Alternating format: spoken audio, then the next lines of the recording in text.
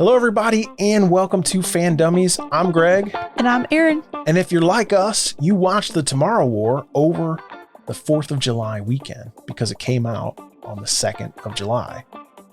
So in this video, we're going to do a review, tell you what we thought. All right, let's do it. Now, you know how I know that this review is going to be a little bit spicy? How? Because the Tomatometer is a 54%, which means the critics were like, meh, I'll take it or leave it. Yeah. But the audience score is 82%, which means people in general liked this movie. Mm-hmm. Now, what I've seen on like Reddit and Facebook groups and Twitter is that most people say, I didn't love the plot, but I liked the movie. Like I liked watching it. It was entertaining. Yeah. But the story itself, kind of poo-poo. Yeah. Right. That's the general consensus based on the stuff that I've seen. Now, it could be just the people I follow or follow me. It could be selective social media. Right. But let's kind of get in and just kind of pick this thing apart a little bit and figure out what it did right and what it did wrong. There's going to be a ton of spoilers in this. We're going to talk about very specific things about the movie we liked and didn't like. So if you haven't seen it, the 82% audience score should be all you need to go watch it. So go do that and then come back. Okay, Erin, let's start with what I believe is some of the strengths of this movie. Mm-hmm. What did you think of the casting? I liked it. I think we watched it because Chris Pratt is the main star. 100%. Yeah. I mean, if he wasn't in it, I don't think we would probably be watching it that fast. Depends on who was the person, but yeah.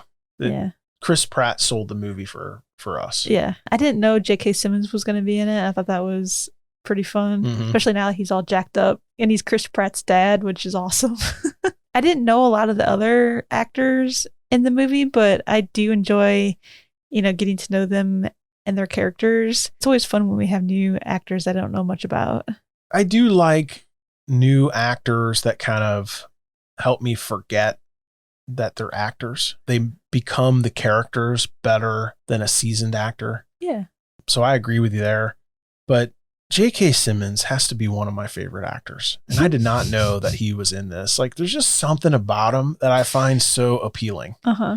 I don't know. He's like a man's man. Like, I just look at him and think, gosh, like, I want to look like him when I'm 65, right? Like, are you sure it's not because he voices Omni-Man in Invincible? Listen, there could be a lot of factors, but like that warehouse he had with all the military equipment and the big jet, I just think like this guy's too cool for me. Yeah. Like, he's just way too cool. I think the matchup between Chris Pratt and J.K. Simmons was really good. Mm-hmm. I did like the team that went to the future with Chris Pratt. Yeah. I thought it was a good mix of tough guy and regular person. Yeah. I'm always drawn to these characters where it's like the soccer mom picks up the samurai sword and kicks like serious butt. Yeah. Like, I just think that it's so cool to see regular people do extraordinary things in these movies, because it just gives me hope that it's inside of all of us. That when the time comes, we won't curl up into a little ball and cry until the aliens eat us, which is likely what I would do.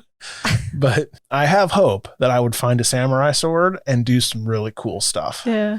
The big question here, right? Amazon bought this thing for $200 million. Do you think that it would have been better in the theaters, or was there no difference? You know what I think about going to the movies? Tell everyone. I mean, we have a big screen TV here. We have a pretty good sound system. So to me, going to the movies, I didn't really miss out on it, I think. But I think if you don't have a larger TV and you don't have a good sound system at your house, then maybe not going to the movies. You just don't get that like big movie blockbuster feel from it. Either that or you just got to crank it up really loud and invite all your friends over and have a movie theater experience at your house. Pop some popcorn. I think that that's probably the future of movie watching, is small groups of people that go to some person's house that's invested in a lot of cool stuff. Yeah. I like the movie theater. Like, I think leaving the house and going and seeing a movie is actually really fun. But I don't think that the movie itself would be any better in the theater or in our house. I just think we have all the stuff. Yeah. Right? We have all the stuff to make movie going really cool. So, I'm not watching it on my laptop. There's probably people out there that watch this on their iPad laying in bed with their AirPods on. That's going to be amazing too. In which case, I think a theater experience would be superior. Yeah. When I watch movies on my iPad with my AirPods, it blows me away. Really? Yeah. I mean, it's good, but it's not, I don't know. It's not theater quality. Yeah. I really think the next innovation is going to be watching movies on these 3D headsets, these virtual reality goggles. People are already starting to do it, and I think that's going to be a thing. So this is Erin's favorite type of movie, a time travel movie. Love it. Fun fact, Erin hates time travel movies. I don't hate them. I just find them confusing half the time, which makes me hate them. I try not to go in hating them. Yeah. Is what I mean. So what did you think about the way they used time travel in this movie? Because it was pretty basic. It was very basic, and I could follow it. They could only go 30 years in the future, 30 years in the past. Yeah. And that was it. Yeah. Very simple. I did think it was kind of weird because I guess it's like a paradox if you go into the future and then you were to see yourself, and then you would probably end up changing time or whatever would happen. So they did make sure that you were dead before they sent you into the future. Mm-hmm. I thought that was an extra step, but I don't know if that was super necessary. Is that usually a problem in time travel movies? Yeah, so here's the funny thing about that. It is usually a paradox issue in most time travel books or movies. But there's only 500,000 people left in the world in the future, which means almost every single person is already dead. So why they have to send school teachers, I don't know. Yeah.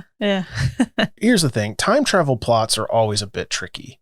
I think they tried to add some structure to it by making sure these people were dead, even though they were already dead. Most every single person was already dead. Yeah. I mean, out of whatever it is, 7 point something billion, there's only 500,000. So everyone's dead already. Yeah. They're losing the war. If they really need people from the past to fight in the future, they should just send everybody, right? But I do think it makes sense that if they were to develop time travel, that it would be a kind of a hodgepodge and glued together and just basically do a single thing. I think that concept makes sense to me. Overall, I think it was dumb that they fought the war in the future at all. Yeah. Right? There's only 500,000 people. I would say half of them were probably under 30 years old, right? Because I'm sure the young people are the primary people who would survive, something like that. You know, they're quick and fast and strong and healthy, and they can eat dirt without, dying. Yeah. Where the older you are, the more sensitive you are to that kind of stuff. You're slower and, things like that. So to me, it seems like a majority of the people would already be younger, which means they could send everyone, they could evacuate almost everyone to the past. Yeah. And they could figure out what they needed to do to fight the aliens in the past. Essentially exactly what the Dan Forrester character did when he got back to the past. He's like, why wait? Like, let's go figure out what happened now and prevent this whole thing from happening. Yeah. It almost seems like two separate movies to me. Like, he went to the future and then he came back. And then when he came back, it was a whole nother adventure going over to Europe or Russia or whatever to find where the aliens landed in the first place. And I almost thought that they should have ended the movie and then like make another movie or something going to find the aliens. Yeah, I completely agree because what happened is it shifted the plot to be like the movie Aliens, right? Where there's an alien, a semi-intelligent alien, it's an animal still, but it's pretty intelligent, used as livestock of some kind by a second alien species. So they find the ship, it's crewed by some other race that we don't know who they are, and they're hauling these bugs, right? Very much like Aliens, the movie. Yeah. The movie it is. Alien and Aliens and, Sigourney Weaver and those movies. To me, it was like, should it be more War of the Worlds? I don't know. Speaking of the aliens, what did you think of them? Like, did they do a good job creating them? I thought they were okay. I liked the idea of the spikes. Mm-hmm. They call the white spikes. Mm-hmm. Like, they just kind of look a little low budget. Yeah. When you see them, especially after going and watching the movie that we're going to talk about in our next segment, where the aliens look super advanced and they look more like out of this world. Yeah. Like, these aliens just look like someone dreamed them up in the back lot of a movie prop department. They were very powerful and fast and quick with their spikes, and so that I think made them cool. Yeah. But I think the way that they looked, it was a little low budget for how much I think they spent on this movie. Yeah, I like the fact that they were like semi-intelligent. Yeah. Like, they weren't super intelligent. The Queen clearly held a grudge, but they were semi-intelligent, and the weapons they used were natural defenses from their body. Yeah. Right? Like, they create the spike and shoot the spike out of their little tentacles. I thought that was fairly thought through. Like, the whole time I was thinking to myself, like, there's no way these aliens could build a spaceship and fly it and land here. That's what I was thinking too. You know what I mean? Yeah. I was like, how did they actually get here? Yeah, it just didn't make any sense. They just didn't seem smart enough to be able to do that. Like, for an interstellar species, you're not going to land on a planet and just start eating the population, right? Like, you're going to be sophisticated enough to understand. You're going to have a plan of some kind when you land on a planet. Yeah. It just doesn't make any sense to send regular people with no training into the future just to be slaughtered. Yeah. You know, and then 7 days, like, why 7 days? The whole base plot of that just makes no sense. But to do it any other way, it wouldn't be a movie. Like real life is not fun. Like, what you would do in real life, you wouldn't want to watch in a movie, right? It would be boring. Yeah. You'd be like, okay, let's evacuate. You know what I mean? Like, let's not send people to their deaths. You know, let's figure out some other way to do it. I mean, they have 30 years to figure it out. I know, agree. And if they go into the future and bring the antidote back to kill them, they're changing time anyway. So it's not going to make a difference if they just wait 30 years. I agree with you. Like, there was no reason to send anyone forward. Yeah. If anything, they should be sending people back. Yeah. Because then they can do it again. Like, there's no reason why they can't go back in time again. Yeah. Just keep doing it. Yeah, until they win. It's true. Well, we had that podcast episode and video where we ranked the top 10 sci-fi movies of all time, or at least the ones we thought are the top 10 sci-fi movies of all time. If you had to rank The Tomorrow War in that list, where would you rank it? It's not a top 10 science fiction movie of all time. Yeah. That's the short answer. So it wouldn't make the list. I doubt that it's even in the top 50. Wow. I mean, it's good, but story wins the day. Yeah. Like, that's the thing to keep in mind, is like, story is better than special effects. So if you've got a good story, then you enhance the story with special effects and action and things like that. But if you have special effects and action, but the story's stupid, then the movie's going to be stupid. And that's kind of what happened here. Like, it was fun to watch, but the story itself kind of fell flat, didn't really make sense. Yeah. It wasn't logical. Like, why would people act the way they did? I mean, even when they got back and they tell the politician or whatever, we know how to kill these things. And he's like, I'm not dealing with that. Yeah. Like, you just witnessed the death of all humans on the planet in 30 years. Every single shred of evidence you follow up on. Yeah. No matter what it is. Yeah. Like, you try everything. And then they did it themselves anyway, which is just weird. Like, no help. Yeah. Yeah. So I think the plot was a little weak. Yeah.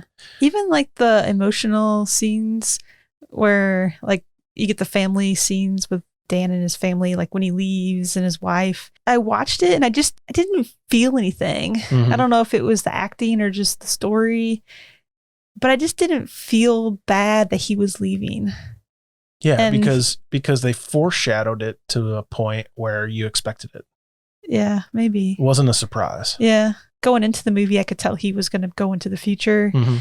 Like sometimes you watch movies and the main people will go fight or go to space or whatever, and you feel for them and you feel for their family. But when he left, I was just like, okay.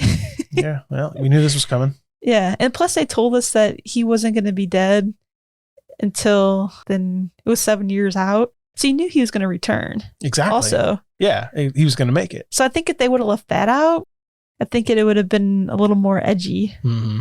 Like, is he going to make it back? So on a scale of 1 to 5, 5 being the best, what would you rate The Tomorrow War? I'd still probably give it a 3.5. Yeah. Yeah, 3.5 is a good score. Yeah, I think it's a good, solid, fun movie to watch. I really enjoyed watching it over our holiday weekend. Me too. And if you just don't think too much about it and the plot and the time travel aspect of it, just go into it, watch it as a fun action adventure sci-fi movie, I think you'll really enjoy it. Yeah, I love Chris Pratt. Yeah. I love J.K. Simmons. Yeah. So I'll watch those two do crafts on a live stream. Honestly. They're gonna like sit there and knit. Yeah, exactly. They don't even have to look at the camera. You can just look at their knitting, and I would be into it. I want to watch them tie-dye. There you go. Well, thank you for watching this video of Fan Dummies. What did you think of The Tomorrow War? Did we hit on all the things that you thought? Did you love it more than us? Did you hate it more than us? Put it down in the comments. We want to hear what you thought. A lot of people have mixed emotions about this movie, so we're very, very interested in that. As a reminder, we talk superheroes and science fiction, TV and movies every single week, so hit that subscribe button, hit that thumbs up, and hit that bell so you don't miss anything. You can find us at FanDummies on all social media. We'd love to talk to you on Twitter or Instagram or wherever you are, so just hit us up there. And thanks again. Bye-bye. Bye.